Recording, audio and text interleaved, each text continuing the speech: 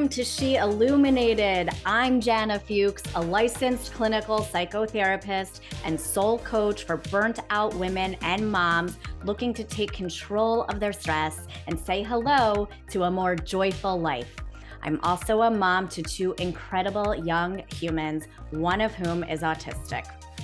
Together, we will dive into real, raw, and messy conversations about intuition, vulnerability, and the resilience of the human spirit.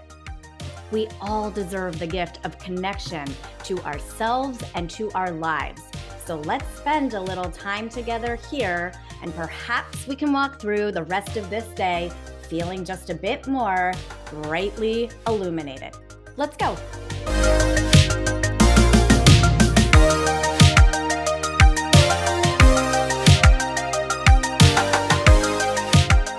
Hey, how's everyone doing today?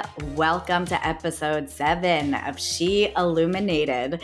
I am so happy that you've carved out this time for yourself today. And as always, I hope you find something meaningful, inspiring, and hopeful to sink your teeth into as you listen along with me.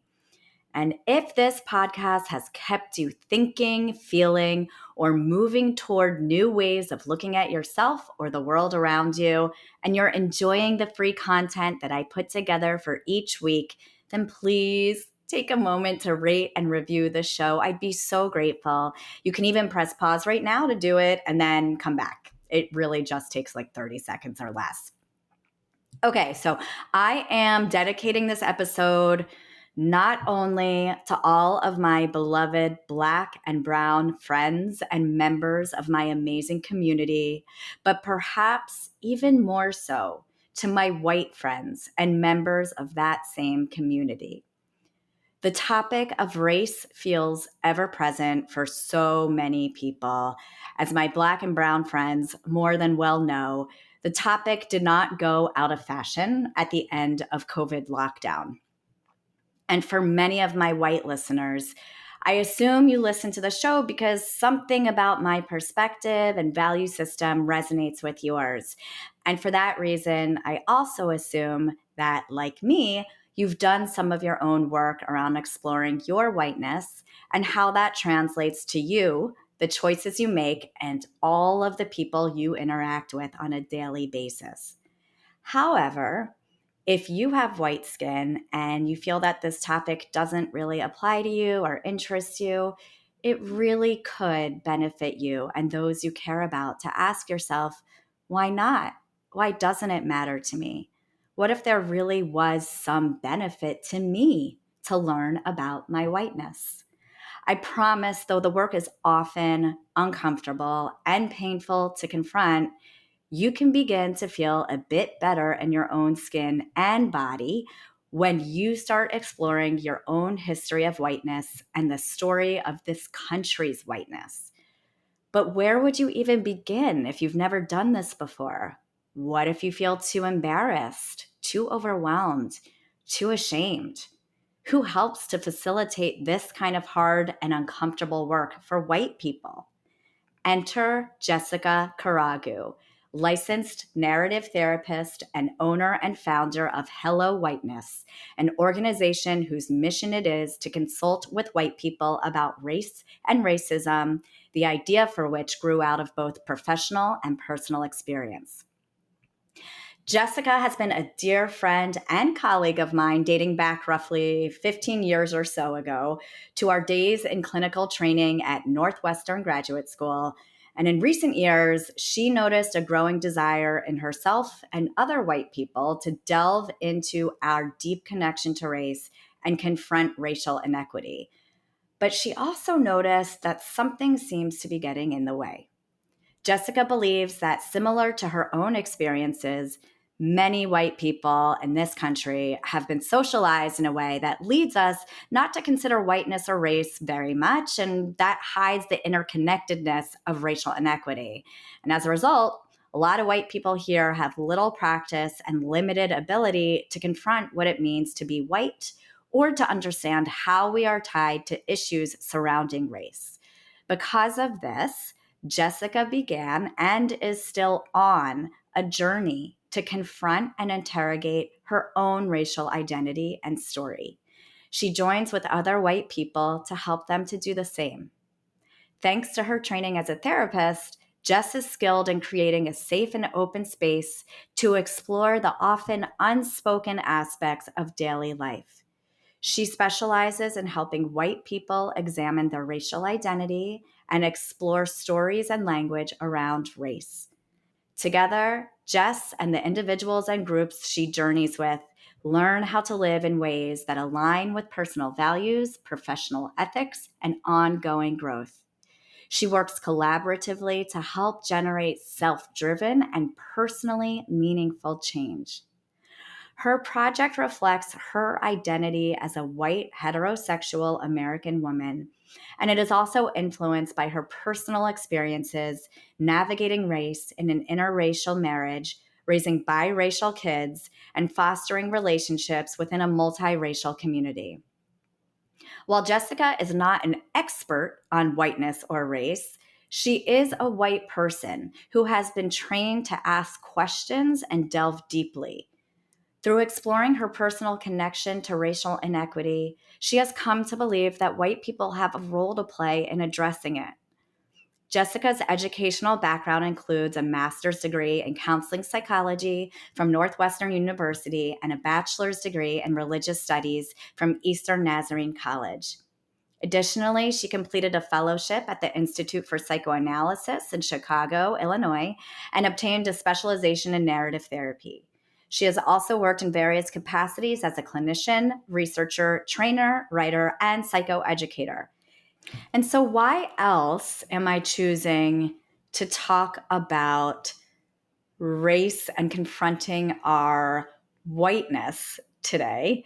Well, it's also because this show is about, as you all know, if you've listened to any episodes before this one, this is a podcast that's all about taking life experiences that have felt difficult or painful in some way and tapping deep into our intuition, listening to those whispers and those hunches that we get that tell us, man, I feel like I need to do something about this, or I want to do something with this to better myself, to better the world, to make meaning of this.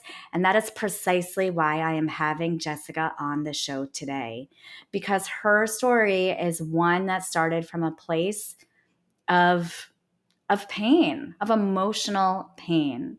And she has wrestled long and hard with confronting her own whiteness, right? And for her, staying silent with all of the skills that she has was no longer an option for her, right? Her whispers were growing louder over time.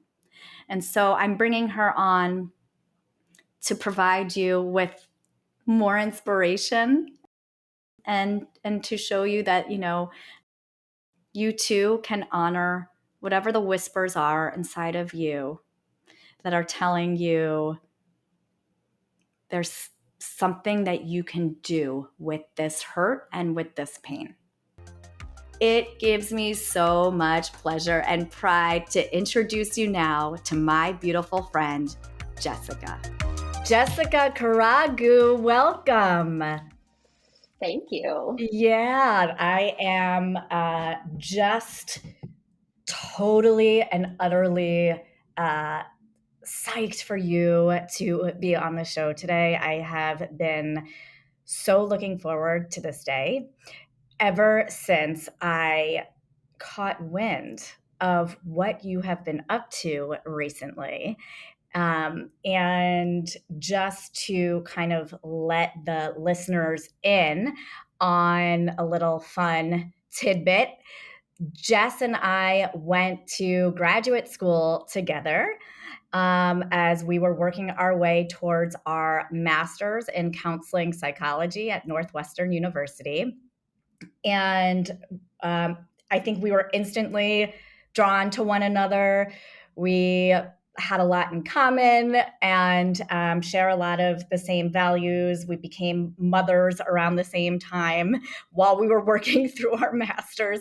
So it gives me such delight to bring a personal friend on the show whose life work and mission is so profoundly meaningful and important, and your message is so vital for people to hear. And so without further ado, let's just like get into it. Let's jump in. Yeah. Okay. So I've started out each episode now. This is like a new thing I'm doing by having every guest talk about one thing that they're feeling grateful for today and one thing that they are troubleshooting or trying to work through, Mm-hmm. because we are all in this human experience together. So yeah, Yeah.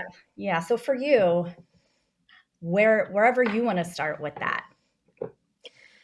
Okay. So I am grateful for community. I think there are people who I've just started living life with, and they just make every day kind of better. And when I have that, I feel like I function better in general as a human being because connection and belonging are pretty big to the human brain, as I've heard and read, as we learned a lot in our program. And yeah, it actually reminds me of, I think we worked at Urban Balance together and covered each other's clients Yes. during maternity leave. Yes, I forgot about that. My gosh. Yeah, and like that connects to community and just having, Yeah. knowing how much we cared for our clients and having them in good hands, people who we trusted. Like I could trust my clients to just be cared for by you, just made the whole process so much easier. It made like life just a little bit easier, It's just having that support around you. It's beautiful. And so I'm grateful for community. So now what I'm troubleshooting is so related to parenting, right? I'm at the stage where I have a middle schooler and two elementaries, and they are coming into themselves. They're learning their own stories, their own style, their own interests and hobbies and personality. Um, and part of what I'm troubleshooting now is like how, and this is related to what we're going to talk about throughout the show, but how do I help them know the stories and the people and the places from which they come, because race often complicates that for my family. There's both sides of the family. So my husband's, Black, Kenyan, born and grew up in Kenya, and I'm white American from a very white family. And how do we help our kids understand how those two groups, those two places, are part of them? It's part of their heritage. So that's what we're troubleshooting right now, I think, because they're asking really good questions. Yeah. Yeah. Yeah. First of all, in response to the first thing you said, thank you for sharing that, because I'm Yeah. sure it's multi-layered and beautiful and complex and at times painful, and so I'm definitely eager to dive in. Okay, so I want to ask, what do you remember being told about non-white people as a child? And and after you talk a little bit about that, like I want to know also specifically about brown and black people. Mhm. Yeah. So the interesting part was there wasn't anything, well, truly specific about messaging or verbalization about brown and black people, right? It was more the colorblind theory I was always told that we don't see color, race doesn't matter, everybody is equal. That was the expressed communication. Uh, but there was a lot of latent communication. So, when I was real little, my best friend was a little black boy. When I was like 4, that was my very first friend that I can remember. But we moved from kind of a bigger city to a small city in New Hampshire. And I don't know if you know anything about New Hampshire, but it's a pretty white state. And so I went to school with mostly white kids. We lived in a neighborhood with, as far as I know, all white people. I didn't see anybody who wasn't white. And that was something was communicated in that.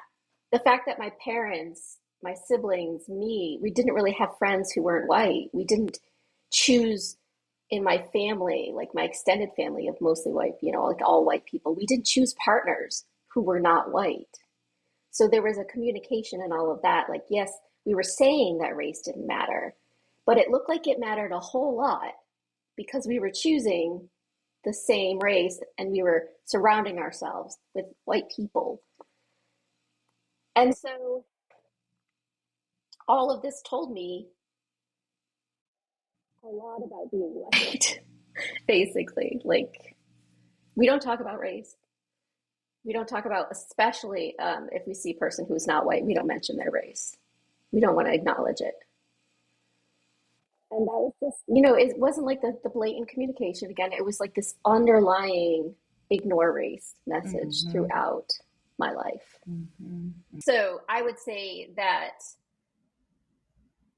the way it kind of messed me up or harmed me, or the things that are lingering from that messaging as a kid that I'm still working through, is that I never really learned how to talk about race, and I definitely never learned how to look at what being white means in the context of my country, the United States, in the context of my own narrative about myself and the stories I tell myself about who I am and who my family has been and who we are today. Like, race never came into that. The problem is, race is very important to all of those things. And so I missed out on this opportunity and this ability, and it impacted the way I am in relationships, my worldview, my ideas of other people. And I'm still trying to unravel all that now. As you know, I've been married for more than 20 years to this person, to this man, and still working through all that race stuff that was just piled on. And like, it's not just that it was, what I learned as a kid. It's throughout, like, American culture, all these messages about white, being white, all these, the privilege to ignore examining race, right? Those are all, like, reinforced throughout American culture. So it's hard to try and, work on that stuff from being a kid, but then also work against almost your own culture and trying to examine whiteness or think about being white or all Sure, that stuff. sure. That makes so much sense. And when you say it's a privilege for white people to ignore it, yeah, I mean it's convenient. It's very convenient.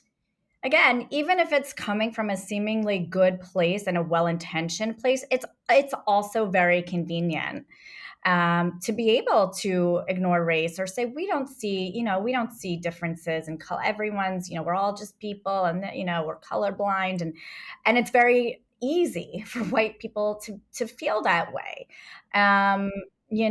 But anyone who is not white, living in this country, doesn't have that convenience, No, right? And so you can no. understand how that might feel to anyone who is not white. So do you remember, in terms of like specifically brown and black people, any kind of explicit things that you may have been told, or that you observed, and or more implicit kind of like covert messages? Yeah, so the implicit messages are definitely something that I can recognize now. The fact that we didn't really go around people of color very rarely. I mean, it was we still talks about my mom's friend and how my mom was dating this black man and we went to his church and they always talk about how we went to the black church. I'm like, that's how rare it is that we remember this one time that we went and we were the minority in the room. Like this one experience where that's the thing that kind of stuck with our family, right? It's like we were just the weirdo white people there. Um, that's telling. That's telling to me about how my family collectively approaches race, like what we do about it. And I think there's been other times where when we moved to Chicago, right? When I was going to grad school, I lived on the south side of Chicago, and I remember one time one of my white family members coming to visit, and they're like, they whispered. We were driving in the car, first of all, with the windows up, and they whispered to me, "There's a lot of black people here," and I was like, "Why are you whispering?" First, and second, yeah, this is my neighborhood. This is where I live. Like it just was Wow. another it was just another experience of like, oh, okay, like race has meant something in my family this whole time, but Yeah. we've just ignored it. We've just Yeah. just not paid attention to that.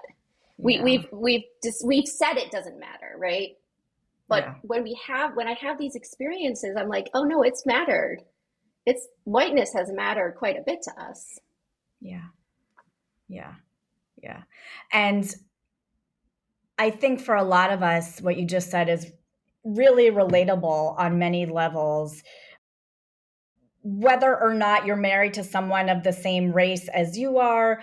But in the sense of like, as we get older and we kind of, start our own lives and partner up if we decide to do that. And when we step away from, when we get further and further away from our childhood and our families of origin and growing up in that house as a kid, and then you spend some time for extended periods of time with your family, and you're kind of like, whoa, it's all coming back to me now, how Yeah. much this stuff made an impression on me, and Right, how right. at the time I accepted it as normal, right? Because I Hmm. didn't know anything else. And then you get older, and if you're paying attention and you're a truth seeker, you start to kind of realize like, wow, that I have to work to undo some stuff. And I think Yeah. race is one of the big ones, talking about race and racism and yeah, all of that. Hmm. No, definitely, definitely. I would say even in our profession, we both trained to be therapists, right? And I loved our training program. I think it was great. I definitely grew and changed and challenged myself in ways I never had in my whole life. But I never had to look at my own race and Yeah. how my race impacts at clinical practice that I might have, Mhm. relationships with other white clients, Mhm. relationships with people of color who come for therapy, like, or even like the way that I got into the program and our program was graduating mostly white people and how the world of therapy is mostly white people Yes. providing this healing Yes. service, right? Yes. So Yeah. I will add on to that though. One correction. Um, we did have, if you remember, a class on multiculturalism, and the professor was the one black professor in the that's program. true. And That's she true. was responsible. And PS one of the only out of like the small, I think like out of like the two or three women professors, she was one of only two or three of women professors. And she was the Yep. only black professor. And it was her Hmm. responsibility to To teach teach. about multicultural competencies in counseling. Yes. And but the thing is, like we were taught about multicultural competencies as in, to me, the impression is like, oh, white is normal, but you Yes, have to learn as a yes, white person how to deal with people who are not white. yes. And that Yes. just already in itself is problematic as a Yes. starting place. Yes. Yes. Yes. Totally agree. Totally Yeah. agree. It's yeah, But you're it's right. It was on the one professor of color to yeah. teach all of us about. And the thing is like once I'll speak for myself, once your eyes are open to it as a white person and you really start learning about it, you can't unsee it. Mm-hmm. Yeah. Yeah, I would say as like especially as what we are involved in, right? Like healing professions where we're seeking to do our own healing, but then also journey with other people who are just trying to do better and trying to Yeah. be better and trying to Yeah. find better in their lives. Yeah. And so for us, I feel like it's just something that a lot of us are going to run into as we're trying to do this sort of Yeah. healing work. Yeah. Yeah. Yeah. Okay. So fast forward. This part is gets a little more maybe fun to kind of like reminisce about, but like meeting the love of your life, David, in Hmm. college. And can you say a bit about the different worlds that you and David each came from and what you instantly loved about him? Oh wow, we came from such different worlds. We come from such different worlds because we're still very influenced by the worlds we from which we came. So I, like I said, spent a lot of time in very white New Hampshire, and David grew up in Kenya and came to the United States for college. So that was his first time being here and being away from his so far from his family, right? And we met like the first day of college, which is some like freshman orientation something. He's very like quiet and just kind and just even from the first time meeting him, I could just tell he was one of the best human beings I was ever going to know, right? Yeah. Um, yeah, so very different worlds, right? Like I come from a New England family where people that I know are very loud and forthright. You pretty much my family, you pretty much know how you stand with everybody Yeah. because we will tell you loudly and clearly in front of the whole room. We share our grievances regularly. And David's family is very quiet, much like him, and just kind. And there's a little bit of conflict avoidance. Mm. So people like to keep the peace, Mm. and that's just my family likes to just wreck the peace, I think. We're just and so when David first came to my family, it was very loud for him, and he was always like, "Why are you guys fighting so much?" And I was like, "We're just having a discussion." And I feel like David is probably the quietest and most subdued, and like when he says something, it needs to be said. It really needs to be said because otherwise he'll just keep quiet. And so when he speaks, I'm like, okay, let's hear because you don't have to say as much like I do. Like I'm always having an opinion or a feeling about everything, right? But Yeah. he saves his feelings and thoughts for only things that are really, really deeply important to him. Yeah. So So I want to ask then, in addition to just how different, your kind of families were in terms of like being outspoken, with the exception of Joe, who maybe should have been born in your family, it sounds like, but no. you're so funny.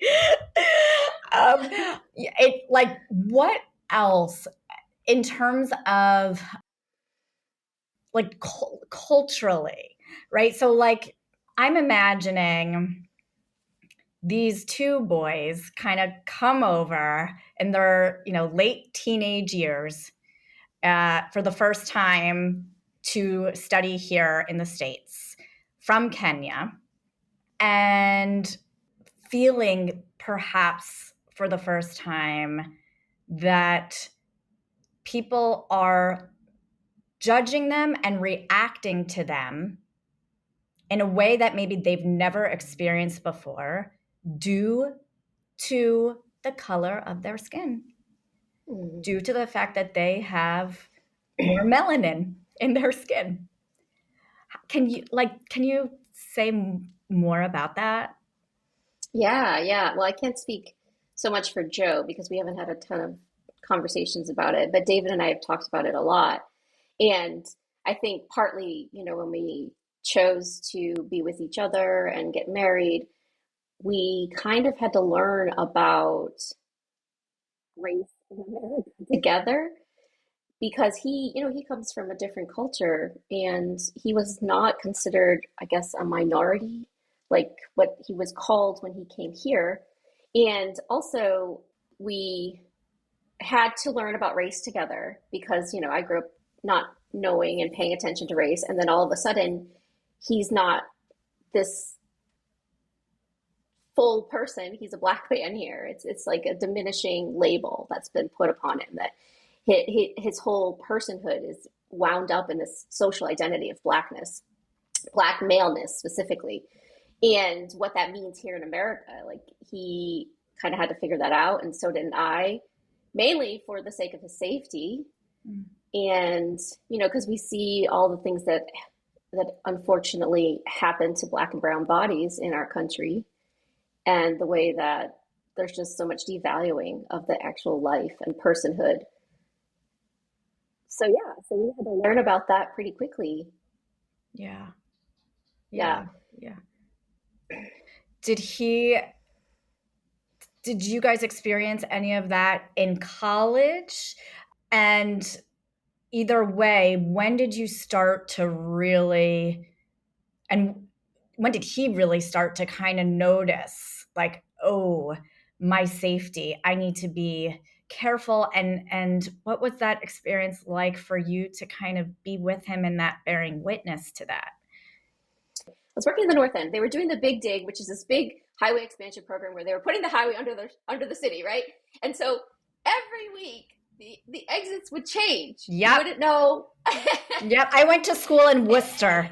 And so Okay, I'm familiar. Yep. It was so maddening. Yeah. the exit, I was working late and David came to pick me up, and the exit had changed between like the morning when I went to work and the evening when we were leaving. And so he went to go take this exit, and someone had gone in front of us, and we got down the bottom of the exit ramp, and there was a red light, so we stopped. The person's in front of us, we're right behind them, and the person in front of us turned left, and then we turned left behind them. Then this cop on the opposite side of the road comes and pulls us over, and I was like, oh brother, here we go. And this cop comes up to the window at like a 10, just ready to yell and scream. And he yells at David and he's like, what are you, a brain surgeon? Can't you tell how to drive in this city? And I was like, whoa, whoa, whoa, officer. I mean, and I'm a white person, so I can do this, right? Like, I was like, first of all, that person in front of us did the same thing. And this exit, I do this every day. So it changed in the last 12 hours since I've been at work. And it's just a mistake. And I was like, and as a matter of fact, this man just got accepted to medical school, so he could be a brain surgeon someday. Oh, So oh, can we I go now? love that response, Jessica. This is like why I love you so much. But yet, as you're talking, I'm like, well, what if you weren't in the car with him? I mean, he would have been quiet and polite and followed every instruction clearly. Like he hands on the wheel, don't move him off, just sit calmly, and he would have just sat and been yelled at. I'm sure. Like he wouldn't have said anything to the officer. He probably would apologize for doing something wrong. Right. But he also doesn't have that privilege that you have, Mm-mm, is mm-mm. the point. No, no, no, he doesn't. I should say it was a white officer too. So Yeah. I feel like too when other white people when white people call in white people, like, can you like recognize your behavior? Can you see what you're doing? Because I can see it, and I'm a white person. I feel Mm-hmm. like it's a privilege to be able to do that to another white person, right? And secondly, it's I've seen it it's more well received by another white person from Yeah. a white person, Yeah. which is also sad, right? Because like David's voice and experience matters. Yeah. Yeah. Yeah. And that what you just said, it's a white person calling in another white person. The fact is, in your experience, it is better received. And I think that directly, translates into the work that you are currently doing. So why don't you tell us a little bit about your career trajectory, and how your career path kind of reflects your personal experience, um, as a white woman married to a black man and raising brown children, three beautiful, incredible people, and how it all kind of ties together, and also how you've tied your skill set as a narrative therapist into the work you're currently doing. I couldn't not talk about race anymore. I had married a black man, and if I wanted to acknowledge him and fully love him and care about his safety and what's harmful to him in this world, I needed to pay attention to race. And I think my struggle, like I wanted to pay attention and I wanted to do the right thing, but I didn't know personally, as a white person in America, how am I connected to this problem? I don't, I couldn't see it. I couldn't make the connection. And for a long time, I struggled in that space. And then I started getting into narrative therapy because I really enjoyed it. I just had read some things about it and I had thought about maybe like expanding my moving away from therapy and doing more talking with other white people about race because I had been working on it for, at that point, I don't know, probably like 10 years. And so I did narrative therapy. And then after I went through the narrative therapy program, just the way that narrative therapy conceptualizes people, like in the context of environment and how we're performing identity in different contexts with like our identity is fluid, right? So I can be a white person married to a black man and still perform whiteness and white dominance out in the world because I'm in a different context, different place. Mm-hmm. And it also helped me to frame the problem of like racial inequity as a bigger problem than just those racist white people right over there who want to be white supremacists. It wasn't just a problematic subset of white people. Mm-hmm. It was more that I could define the problem external to like just all white people so that then we can come together as white people to actually take it apart. Yeah. Because when it's internal, when it's like that white person, it's you're the problem. Then how do we address the problem? Yeah. What do we do? Yeah. So when I could like frame it as like, okay, so like we've had this system of socialization, right? And I'm stuck in it. I'm caught up in it. And it's influenced me in major ways. I just started like taking it and unraveling it. Yeah. Like figuring out what are the stories that help me believe this? What are the stories I tell about myself or tell about others? Like there's this, good white person story that I told myself for a long time. Like I'm a person from New England. We're from the North. We're the good white people. We did not want slavery to continue and yada, yada, yada. But if I actually read the real history of the United States, there's a lot of problematic white people. Mm-hmm. Like it's pretty much the history of the United States. It's problematic white people going around and causing problems for everybody else. Mm-hmm. So if I could like get a handle on what's keeping me, first of all, from knowing my own history, like the defensiveness around whiteness, the stories about whiteness that's connected to like patriotism and love for my country and things like that. If I could get around those things and then actually do the work of understanding the whole story, the story about how white people came to be, why whiteness was created as a category of human beings, then I could better understand where I was today, mm-hmm. where I was that day, right? Like what was impacting me, what was being problematic for me that day. Mm-hmm. So doing that is basically like it's been a journey. And throughout that journey, I really struggled because I didn't know a lot of other white people who were doing similar things, who were on a similar journey. And I felt a lot of loneliness. And then, COVID happened, and a lot of us felt loneliness because we were all stuck in our homes. And so I started a blog um, about basically how I was exploring whiteness and trying to figure it out. And I wasn't a writer, and I don't know why I thought I could write, but I still do the blog. I actually posted this morning, so that's going quite I will fast. say Jessica is very, very humble. She is an excellent writer. I Oh, thank have you. read some of your pieces. You are an excellent writer. Thank you. I appreciate that. The Yeah, feedback and encouragement. Again, community, right? We need yeah, ourselves. We need to see ourselves as others see us. yeah, yeah. Um, yeah, so I started that blog because I was desperate to have conversations with, especially my white loved ones. Once I started figuring out more about whiteness and how it impacts me, I just felt so much freer to talk about race, to actually be invested and care.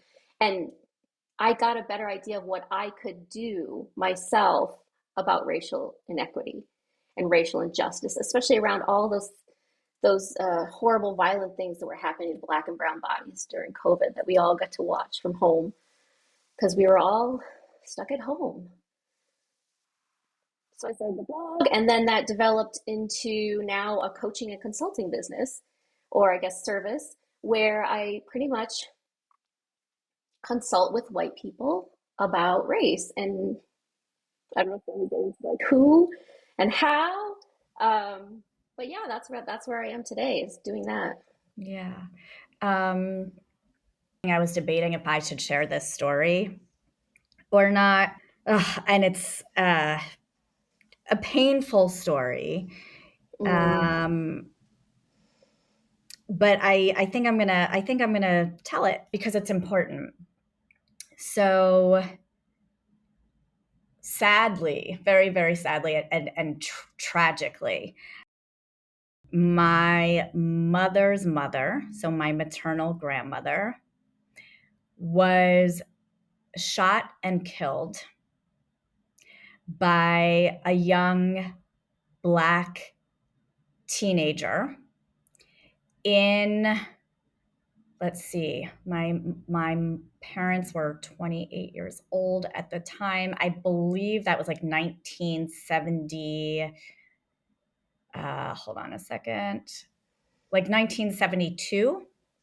mm, And so I never, and this happened before my older brother and myself were born. So I sadly never had the opportunity to meet her, though I felt mhm. very connected to her growing up and all the stories I heard about her. And I really grieved, even from a really young age, not knowing her. Um, but when I was going through my own COVID lockdown experience and doing my own work around my own whiteness, um, I became more curious about the story of Mm, my grandmother's murder. And I became curious because the only thing that really I was told about the person who took my grandmother's life was that he was a young Black kid, right? And that's the story that I heard, or that I remember hearing since I was maybe 7 or 8 years old. mm, And I didn't think much of that other than I had this image in my head of Black equals dangerous. Although um, mhm, my parents valued community and connection with all sorts of people from all different backgrounds and races.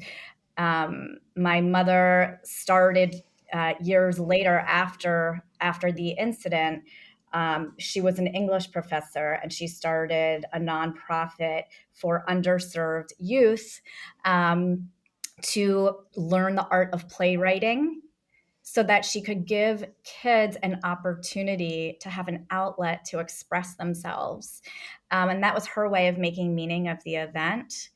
Um, Mm, Sadly, I lost my mom to cancer when I was 20. So I wasn't able to, during COVID, as I was doing my own work around whiteness, I couldn't really ask her about that whole making meaning of it for herself and the story behind the person who took her mother's life. But I did ask my father, and and so I picked up the phone and I called him. And I said, I've just been thinking a lot about this. What else do you know about this person? mm, Besides, because the only thing I remember hearing was he was a young black guy. And my dad said, well, he was a kid who, was caught up in a gang. And he was kind of known by other kids in the neighborhood as, it was like a known thing that this kid was in a gang. And he basically took a gun and he shot my grandmother while she was waiting for the bus to go to work, and took her purse and maxed out her credit cards. And I said, and then what happened to him? And he said, well, we were able to catch him and take him to court because another young black kid who was a newspaper delivery boy witnessed it mm. and went home and told his mother. And his mother said to him, we're going to the police station to report this. Now, that part of the story was left out Mm, when I was a kid. And even as I tell it now, it's like my heart is in my chest, because here I had these really loving, well-intentioned white parents who did so mhm. many things well and so many things right. And I don't, this isn't like me throwing stones, but it's more just the the ways in which we never stop to question our whiteness and the stories that are passed down to us and how that shapes our worldview. Yeah. That young black man who went home and told his mother, and that mother who took action to do the hard, right thing, they're the heroes. Why weren't they mentioned to me? Mhm. Right? So I just wanted to share that story. And so I'm on my own journey of unraveling all of that. Um, and so I just, again, a really deeply personal story, but I think it's one that's really important to share. No, I really appreciate you sharing the story and Yeah. how you were looking for how your mom made meaning in it. And there was this Yeah. big piece of the puzzle that you weren't even aware of. Yeah. And that's one thing I love about what I've learned to do in narrative therapy is like looking at these stories and these people who have influenced us in these beautiful and powerful ways, and then figuring out what does this mean? What Yeah. has this meant? Yeah. How do I see myself Yeah. in light of this story? Yeah. The work is ongoing, and I have a story not as consequential as losing a loved one, definitely not, but I am still very much aware that I need to continue this work and continue to figure out how the way I was taught to be with race gets in the way of my daily life, or like gets in the way of how I want to show up in the world. So I was at the gym, and I pretty much go to the same gym every day. So I see a lot of the same people over and over and over again. Because I also go to the same classes. Not very unique. But I went to this one class. I go to this one class pretty regularly, and it's just a total body kind of weights, and you need a lot of equipment to do this class. And it's usually pretty packed because it's right around lunchtime, and that's when people have time, right? So I was in this class. I had gotten all my stuff, and we were starting the class. And as we were doing one of the workouts with the weights, I realized that the weights I had got were way too heavy. I was just thinking that I was stronger than I was, and it was wrong. I made a bad decision. Just another telltale sign of your ambitious self. Okay. All right, go on. Yeah. I need to chill out with the weights. So I went to go put them back, and because the class was so full of people, there was somebody everywhere. So there was somebody standing right in front of the place where I needed to put the weights back and get different ones. Well, I stood there. I should also mention that this is a Black woman standing there in front of the weights, just trying to do her workout. And I stood there. I just stood there looking at her, like, with my weights in my hands, like, I didn't ask any questions. I don't know. I just stood there, and she was like, she looked at me probably after, like, I don't know, 20 seconds. She's like, "Can I just work out, please?" And she said it really loud. And kind of a lot of people right around us noticed. And I was just frozen. And I just kept looking at her.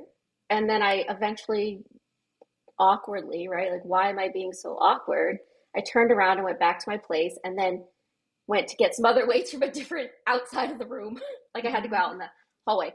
But anyway, I knew it was about race because I kept hearing her make comments afterwards.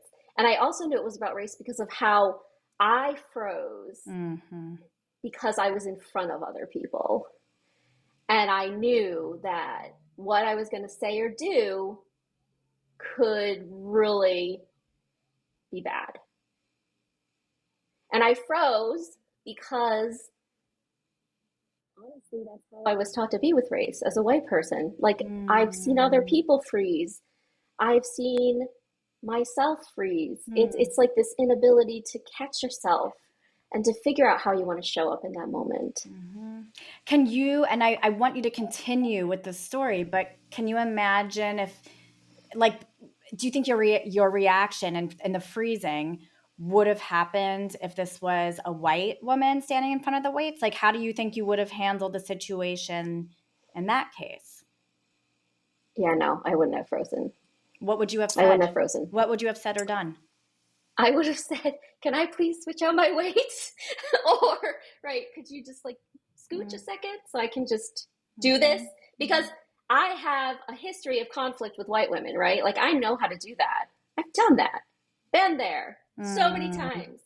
But a public confrontation with a Black woman, that's not in my experience very often. Like, it's not something I can say that I can remember and build upon a skill.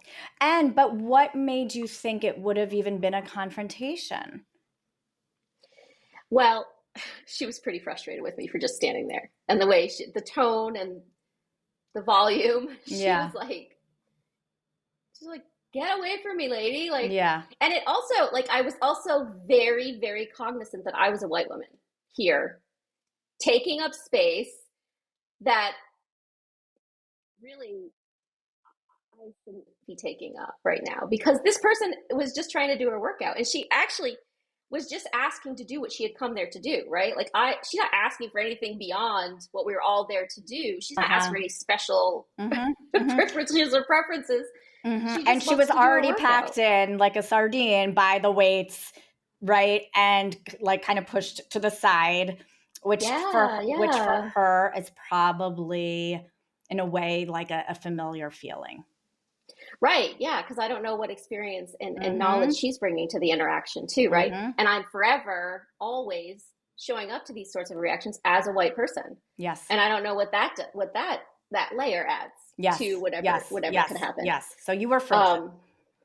I was frozen. So yeah, the workout class went on, and going to the same gym at the same time every day. I did run into this person again, but at that time, I actually had my youngest child with me, and she is obviously not white, and she's got this gorgeous little fro on her head.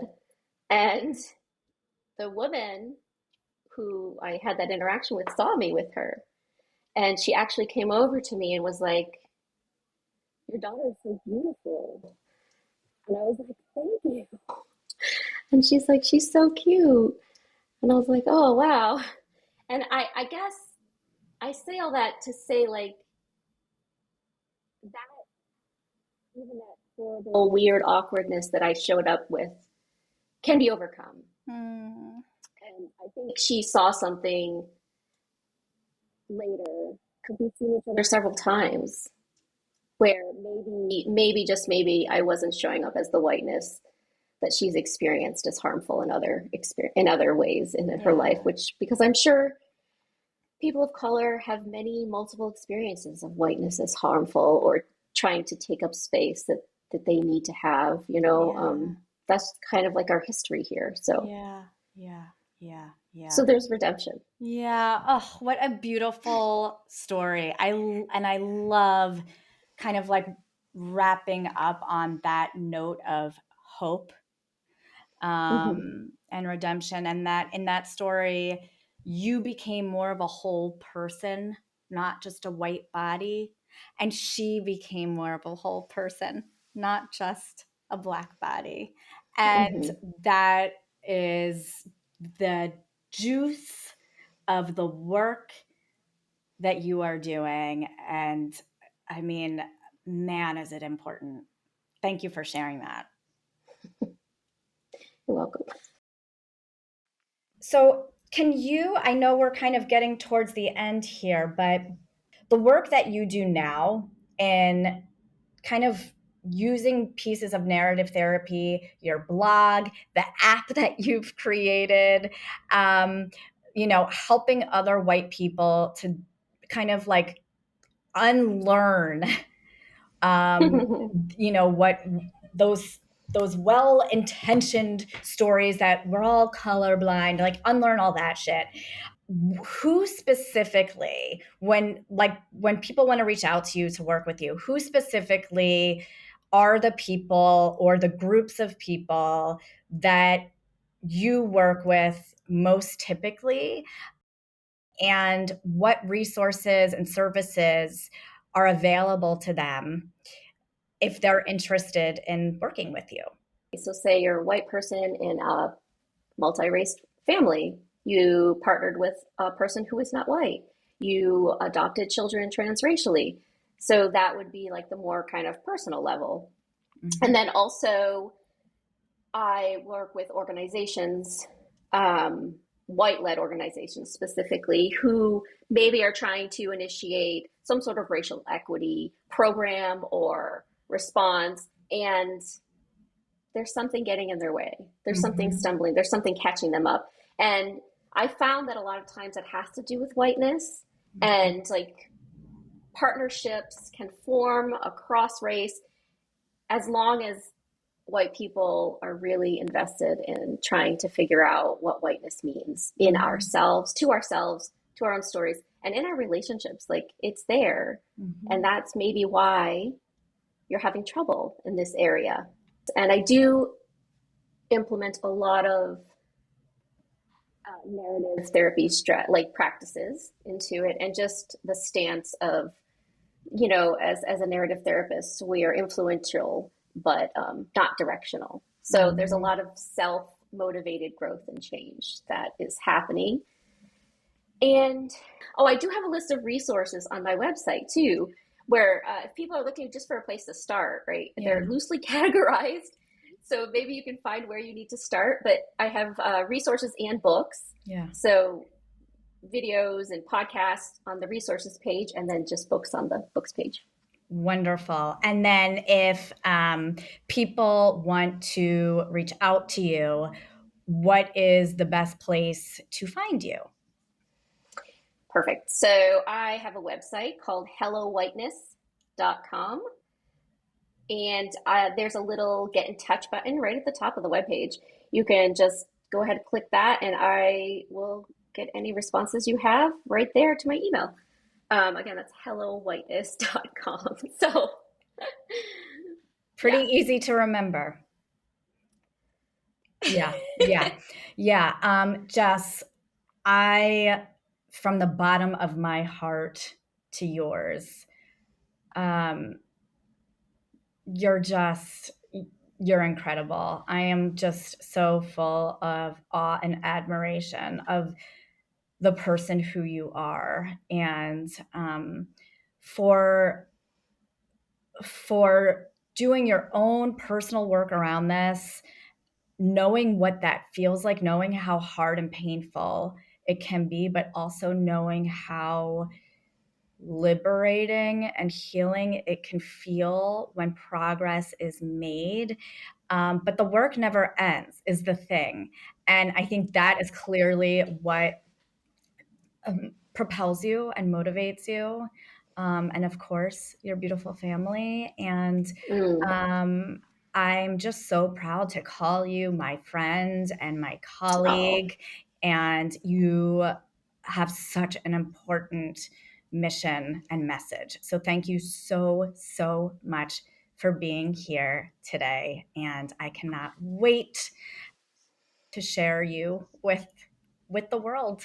So yeah.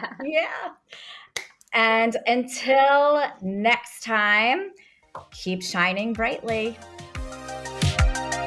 If you have enjoyed the show and want to learn more, you can follow me at www.sheilluminated.com or email me with comments and show ideas at jana@sheilluminated.com. If you're interested in working with me as a coaching client, contact me at jana@janafuchscoaching.com. And if this episode meant something to you, please consider supporting the show by taking less than 1 minute to rate and review the show. It makes all the difference in the world to help spread the word, and it makes it accessible to wider audiences everywhere. You can also take a screenshot of it and share it with a friend or on your socials. Tag me, Jana Fuchs Coaching. And as always, may you walk through the rest of your day feeling just a bit more brightly illuminated. Until next time.